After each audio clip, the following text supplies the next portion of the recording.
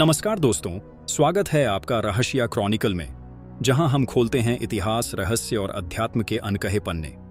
दोस्तों, यूं तो श्री कृष्ण का साम्राज्य सिर्फ इस धरती पर ही नहीं, बल्कि हर मनुष्य के दिल में बसा हुआ है।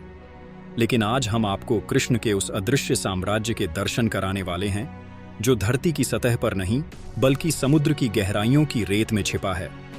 यहीं कभी श्री कृष्ण ने अपनी सत्ता की शुरुआत की थी, जहां का हर कण कृष्ण लीलाओं का साक्षी रहा है। आज वहां सिर्फ समुद्र की लहरों का शोर सुनाई देता है। गोमती नदी और अरब सागर के संगम पर बसा यह नगर विश्वास और इतिहास को जोड़ता है, और आज भी श्रद्धालुओं के लिए यह एक जीवंत देवभूमि है। भारत के पश्चिमी तट पर लगभग 6500 वर्ग किलोमीटर तक फैले गुजरात में जब हम सौराष्ट्र जिले की ओर बढ़ते हैं, तो दूर से ही आसमान को चीरती हुई सनातन धर्म की भव्य धर्म ध्वजा दिखाई देती है। यह मानो संदेश देती है कि यहीं से मोक्ष का पावन मार्ग शुरू होता है, यहीं से हिंदू धर्म का तपस्थली आरंभ होती है, और यहीं से शुरू होता है द्वारकाधीश का अद्भुत साम्राज्य। कहा जाता है कि इसका एक बड़ा हिस्सा आज भी समुद्र की अथाह गहराइयों में कहीं छिपा हुआ है। आज हम आपको श्री कृष्ण की द्वारका नगरी की खोज की रोमांचक कथा सुनाने जा रहे हैं। एक ऐसी खोज जो आपको आश्चर्यचकित कर देगी, अकल्पनीय है, अविश्वसनीय है, जिसे स्वयं श्री कृष्ण ने बसाया था, जहां पर वह अपनी प्रजा के साथ रहते थे, जहां उनका राजपाट था। लेकिन आखिर ऐसा क्या हुआ था कि यह पूरा साम्राज्य समुद्र की अनंत गहराइयों में समा गया? तो चलिए जानते हैं इसके पीछे के रहस्य को। द सकन city of Dwarka, a legend और अ मिथ। कई द्वारों का शहर द्वारका भारत के 7 पवित्र तीर्थ स्थलों में से एक है। यह न केवल धार्मिक रूप से बल्कि पुरातात्विक रूप से भी महत्वपूर्ण है। गुजरात राज्य में सौराष्ट्र प्रायद्वीप के पश्चिमी सिरे पर स्थित द्वारका 4 धामों में से एक और यात्रा के लिए सप्तपुरी शहर यानी 7 पवित्र शहरों में से एक के रूप में जानी जाती है। हालांकि द्वारका की पौराणिक और ऐतिहासिक पृष्ठभूमि रहस्य में डूबी हुई है। इसकी पौराणिक पृष्ठभूमि को देखें तो हम पाएंगे कि भगवान विष्णु के 8वें अवतार कृष्ण ने इसे बसाया था। श्रीमद् भागवत के पवित्र ग्रंथ के अनुसार कृष्ण का जन्म मथुरा की जेल में हुआ था, लेकिन उनके पिता वासुदेव उनकी सुरक्षा को देखते हुए उन्हें गोकुल ले आए, जहां उनका पालन पोषण हुआ, जहां वो गोपियों और राधा के साथ रास लीला रचाते बड़े हुए। वहीं पर उन्होंने अपने मामा और मथुरा के क्रूर राजा कंस का वध किया। कंस के ससुर जरासंध के 18 बार मथुरा पर आक्रमण करने के कारण वह सारी प्रजा को लेकर पश्चिम की ओर निकल गए, जहां पर भगवान श्री कृष्ण ने एक द्वीप शहर स्थापित करने का निर्णय लिया। पौराणिक ग्रंथों की माने तो श्री कृष्ण ने द्वारका बसाने के लिए समुद्र देवता से जमीन ली और महान आर्किटेक्चर विश्वकर्मा से रातों रात द्वारका का निर्माण करवाया। विशाल दीवारों से घिरी यह नगरी वास्तुकला की बेहतरीन मिसाल थी। धन दौलत से समृद्ध इस नगर के दरवाजे सोने के थे। हिंदू पुराणों की माने तो द्वारका का निर्माण कृष्ण ने कुशस्थली नामक स्थान के निकट किया था। शहर तेजी से उभरा। इसमें लगभग 900 महलों में हजारों लोग रहते थे। शहर पूरी तरह से किले बंद था और केवल जहाज द्वारा ही यहां तक पहुंचा जा सकता था। लेकिन श्री कृष्ण ने जिस शहर को इतने प्यार से समुद्र के बीच में बसाया, वह शानदार शहर उसी समुद्र में डूब गया। द्वारका का यह खोया हुआ शहर आज दुनिया भर में चर्चा का विषय बन गया है। लेकिन सवाल अभी भी वही है कि यह डूबा कैसे? दोस्तों, द्वारका नगरी के डूबने के पीछे कई तरह की कहानियां और मिथक फैले हुए हैं। महाभारत के अनुसार श्री कृष्ण पांडवों की तरफ से महाभारत के युद्ध में शामिल हुए थे, और इस युद्ध में पांडवों की जीत हुई थी और कौरवों की हार। 100 पुत्रों के शोक से दुखी गांधारी ने क्रोध में आकर श्री कृष्ण को श्राप दे दिया कि जिस तरह कौरवों के वंश का नाश हुआ है, ठीक उसी प्रकार पूरे यदुवंश का भी नाश होगा। धीरे धीरे द्वारका में हालात तनावपूर्ण होने लगे। उसके पश्चात सभी यदुवंशी आपस में लड़ लड़कर मरने लगे थे। सभी यदुवंशियों की मृत्यु के बाद बलराम ने भी अपना शरीर त्याग दिया। बलराम के देह त्यागने के बाद श्री कृष्ण उदास होकर वन में विचरण करने लगे। घूमते घूमते वे एक स्थान पर बैठ गए और गांधारी द्वारा दिए गए श्राप के बारे में विचार करने लगे, और फिर एक पेड़ की छांव में बैठ गए। इसी समय जरा नामक एक शिकारी का बाण उनके पैर में आकर लगा, जिसने दूर से उनके पैर के अंगूठे को हिरण का मुख समझकर बाण चला दिया था। जब वह शिकारी शिकार उठाने पहुंचा तो श्री कृष्ण को देखकर क्षमा मांगने लगा।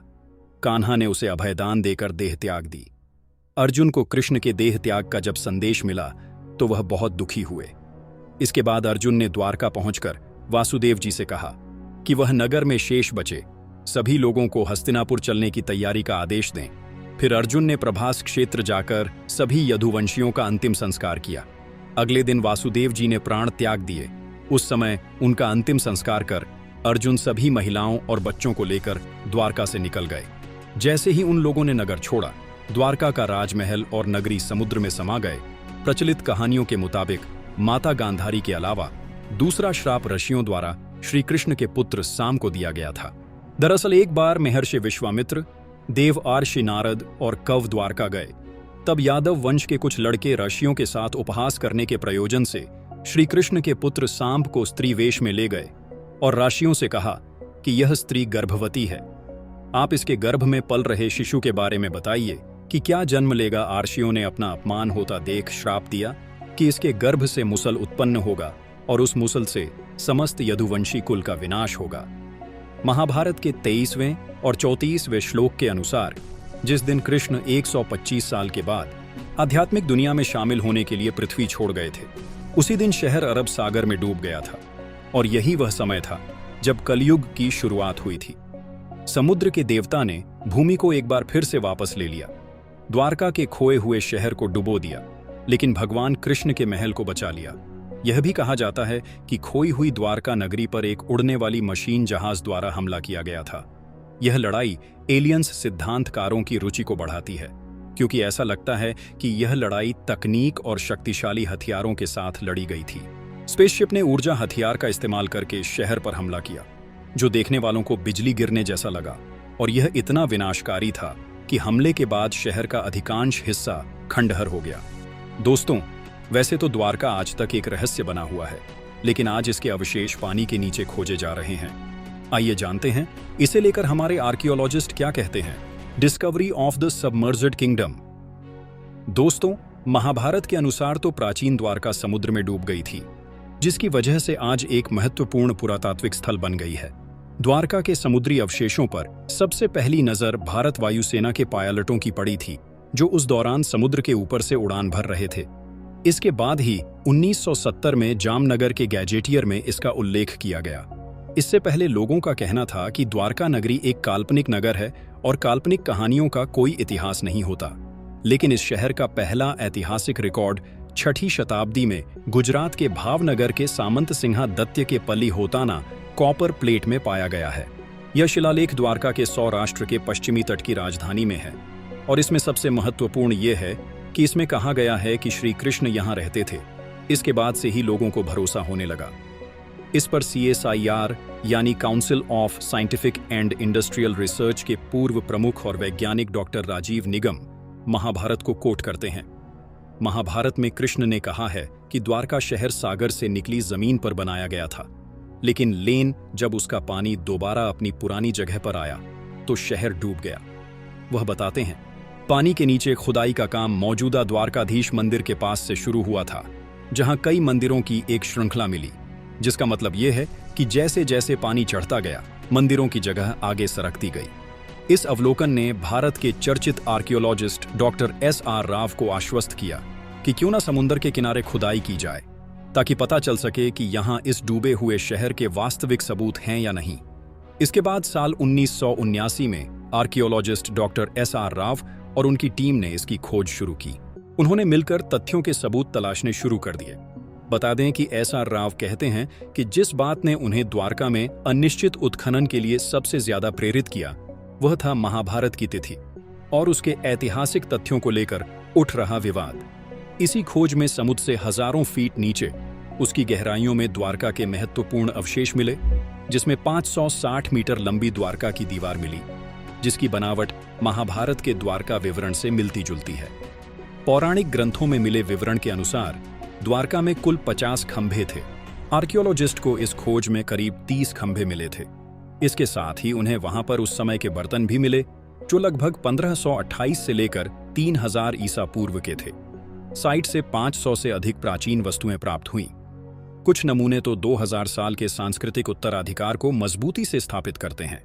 पत्थर के ब्लॉक खंभे और सिंचाई प्रणालियों की खोज की गई। हालांकि इन खोजों की वास्तविक तारीख पर अभी भी विवाद चल रहा है।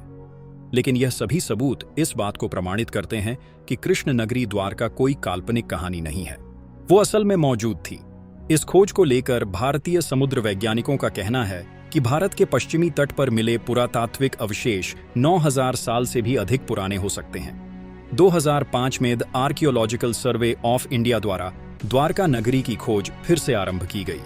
भगवान श्री कृष्ण की नगरी से जुड़े दावों और अनुमानों के वैज्ञानिक कसौटी पर कसने का समय आया। साल 2007 में जब कच्छ की खाड़ी के पास समुद्र तटीय क्षेत्र में पुरातत्व विशेषज्ञों ने नौसेना के गोताखोरों की मदद से समुद्र के भीतर उत्खनन कार्य किया और वहां पड़े चूना पत्थरों के खंडों को भी ढूंढ निकाला। भारतीय पुरातत्व सर्वेक्षण के समुद्री पुरातत्व विशेषज्ञों ने इन दुर्लभ नमूनों को देश विदेशों की पूरा प्रयोगशालाओं को भेजा। मिली जानकारी के मुताबिक यह नमूने सिंधु घाटी सभ्यता से कोई मेल नहीं खाते, लेकिन यह इतने प्राचीन थे कि सभी दंग रह गए। नौसेना के गोताखोरों ने 40,000 वर्ग मीटर के दायरे में यह उत्खनन किया और वहां पड़े भवनों के खंडों के नमूने एकत्र किए, जिन्हें आरंभिक तौर पर चूना पत्थर बताया गया था। पुरातत्व विशेषज्ञों ने बताया कि यह खंड बहुत ही विशाल और समृद्धशाली नगर और मंदिर के अवशेष हैं। भारतीय पुरातत्व सर्वेक्षण के निदेशक A.K. सिन्हा के अनुसार द्वारका में समुद्र के भीतर ही नहीं बल्कि जमीन पर भी खुदाई की गई थी और 10 मीटर गहराई तक किए गए। इस उत्खनन में सिक्के और कई कलाकृतियां भी प्राप्त हुईं।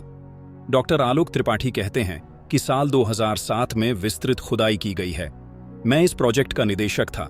यहां हमें 10 मीटर की एक जगह में खंडहर मिले जिन्हें समंदर ने तबाह कर दिया था। हमने तकरीबन 2 नॉटिकल मील गुना 1 नॉटिकल मील इलाके का हाइड्रोग्राफिक सर्वे करवाया। इस इलाके के हाइड्रोग्राफिक सर्वे के डाटा से पता चलता है कि नदी का प्रवाह बदल रहा है।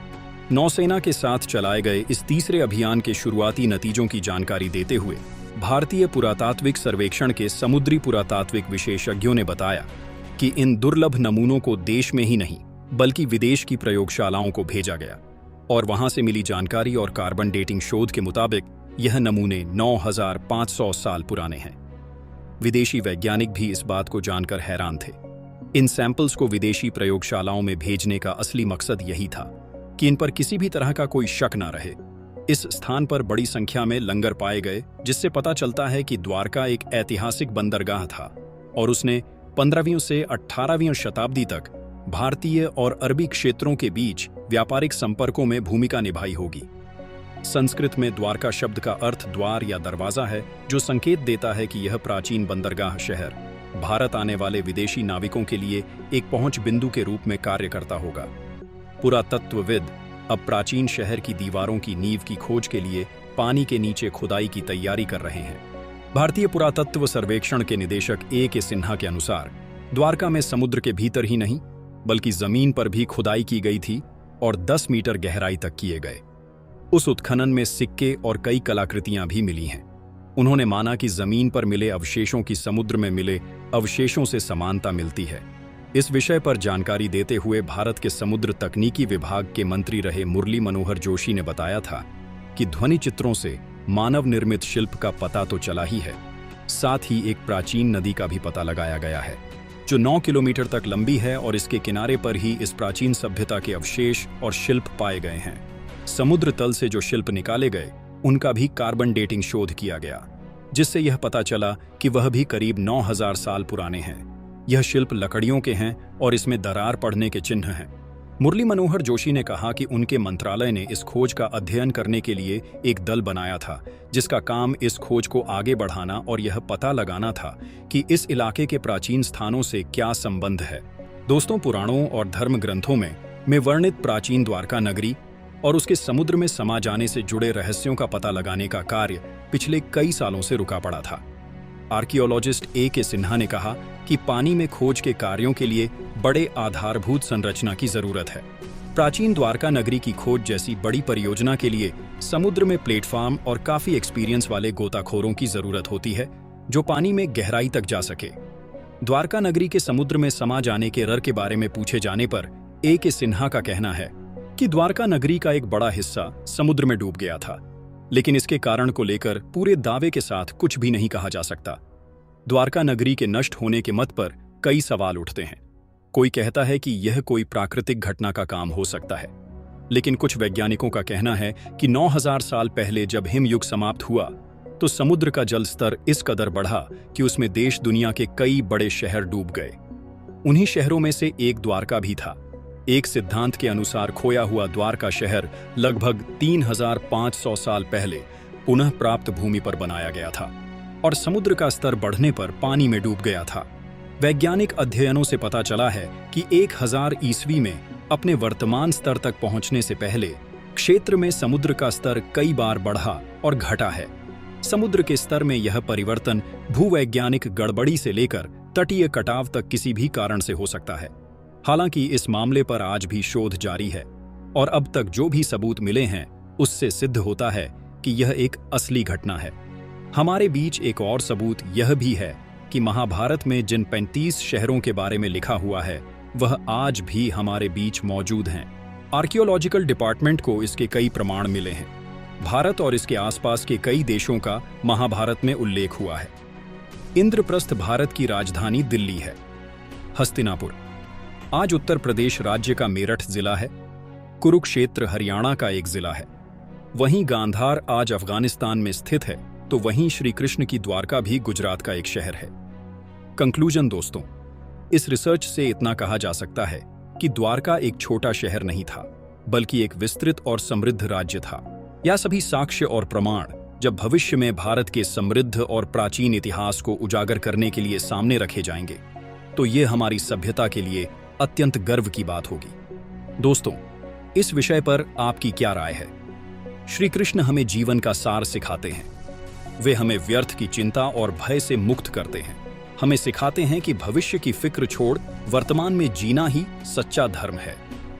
वे कर्म के सबसे गहरे रहस्य को समझाते हैं और हमें सही कर्म करने की प्रेरणा देते हैं। आप देख रहे थे रहस्य क्रॉनिकल। अगर यह कहानी आपको पसंद आई हो तो इसे लाइक करें, अपने दोस्तों के साथ शेयर करें और ऐसे ही रहस्यमय और ज्ञानवर्धक विषयों के लिए सब्सक्राइब करना न भूलें।